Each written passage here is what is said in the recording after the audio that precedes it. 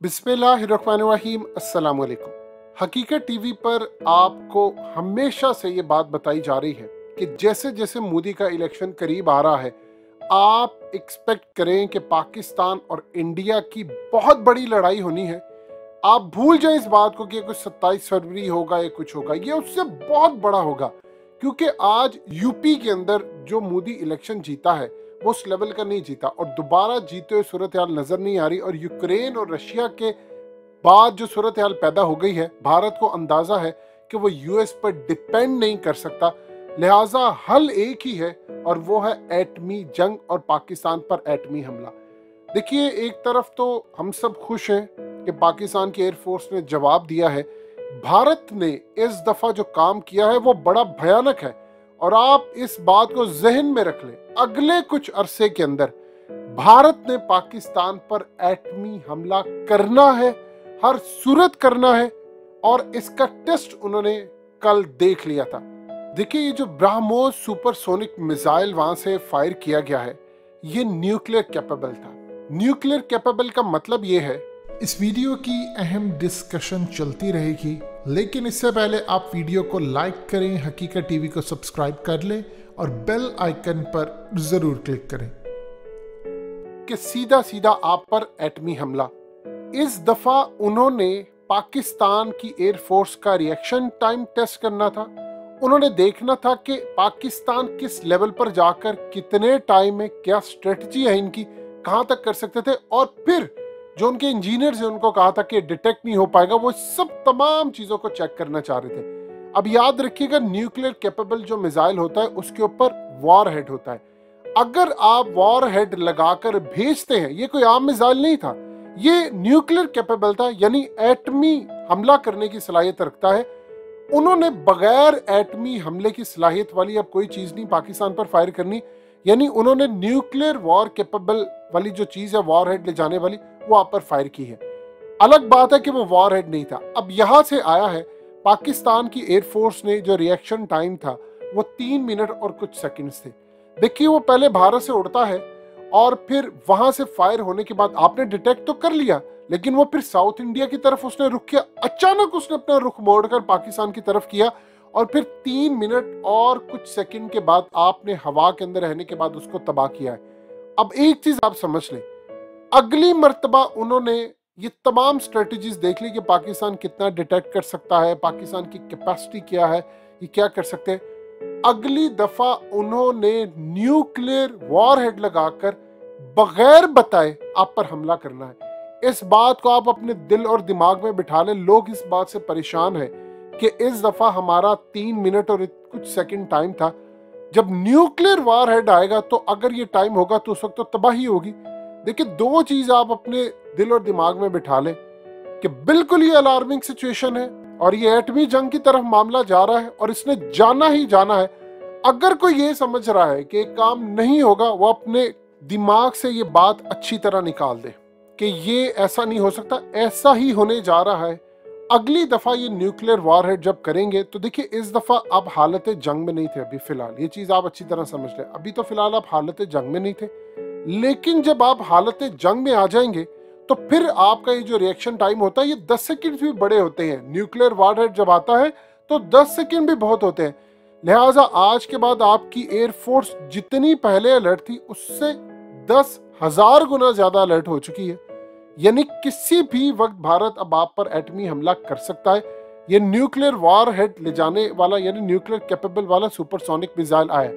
अगली दफा आपका जो रिएक्शन टाइम होगा वो बहुत कम होगा। लेकिन एक बात आप याद रखिएगा, हम ये शायद सोच रहे हैं कि अगली दफा आएगा, जंग कभी होगी तो तब हम देखेंगे, उस वक्त हमारा रिएक्शन टाइम ज्यादा होगा। भारत ने आप पर मिसाइल दागकर जंग शुरू करनी है, ना कि जंग के दौरान।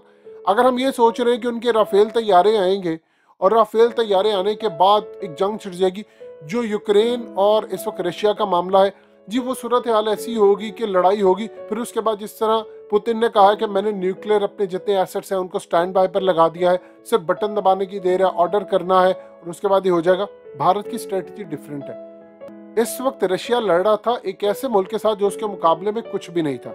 उसने सिर्फ यूक्रेन के मामले पर, याद रखिएगा, दुनिया को बताया था कि मेरे स्टैंड बाय पर है, यानी अमेरिका और नेटो को बताया, इसलिए कोई आगे नहीं आया। भारत को पता है कि अमेरिका ने उसकी मदद नहीं करनी, और अगर वो करेगा भी किस लेवल की करेगा, सबने यूक्रेन में देख लिया। एटमी हमले से उसने शुरुआत करनी है, किसी भी वक्त ये हो सकता है। तब आप 3 मिनट का इंतजार नहीं करेंगे, याद रखिएगा, क्योंकि आप एटमी हमले को तबाह करने के लिए अगर हवा में कुछ भी करते हैं, जो कि हम इस वक्त, चाइना के पास टेक्नोलॉजी है, अल्हम्दुलिल्लाह हम ये काम करेंगे, लेकिन उसके बाद फिर वो तबाह होता है, उसका रिएक्शन क्या आता है, उसकी तबाही जमीन पर कितनी आती है, ये आम क्रूज और बैलिस्टिक मिसाइल चीजें नहीं है, ये ज़हन में रखिएगा।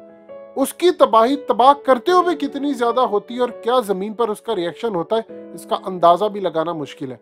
भारत ने आज ऐलान जंग किया है। अफसोस इस बात का है कि हमारा जो रिएक्शन है जिस लेवल का होना चाहिए, हमें तो चाहिए इसको चीड़ फाड़ कर दे अक़वाम मुत्तहिदा, और ये तमाम ये चीजें आप इन पर एक मिसाइल दाग दें। अब देखिए सूरत हाल ये है कि हमने उसको नोट किया, हमने उसको तबाह किया, एक मिसाइल आप उन पर दाग दें, क्या आपने मिसाइल मारा है, हम उनसे एक्सप्लेनेशन क्यों लें, हम उन पर दाग दें मिसाइल एक, और उसके बाद कहें कि ये जवाब था हमारा, जो कि हम कर सकते हैं।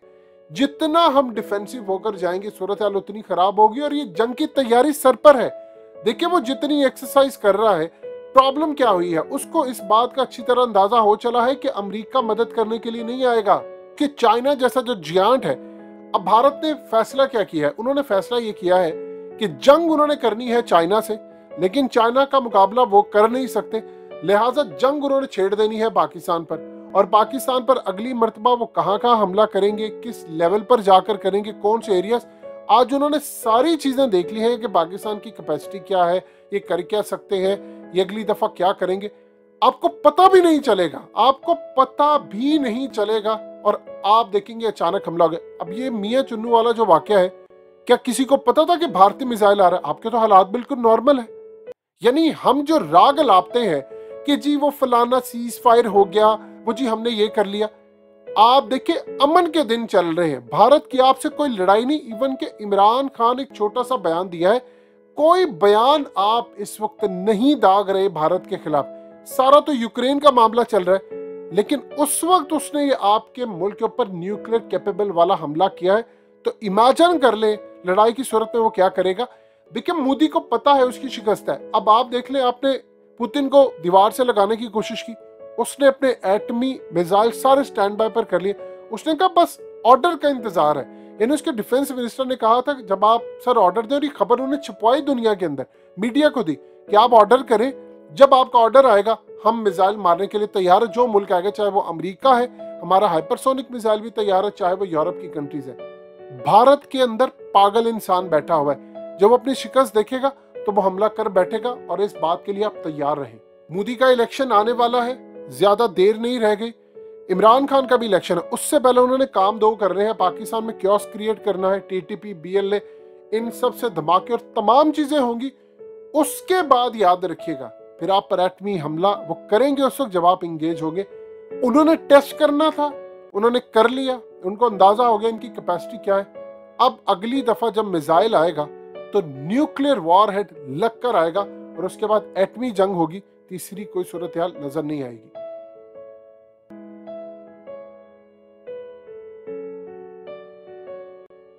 हकीकत टीवी को सब्सक्राइब करना मत भूलें, वीडियो को लाइक करें, शेयर करें, और कमेंट सेक्शन में अपनी राय का इजहार जरूर करें।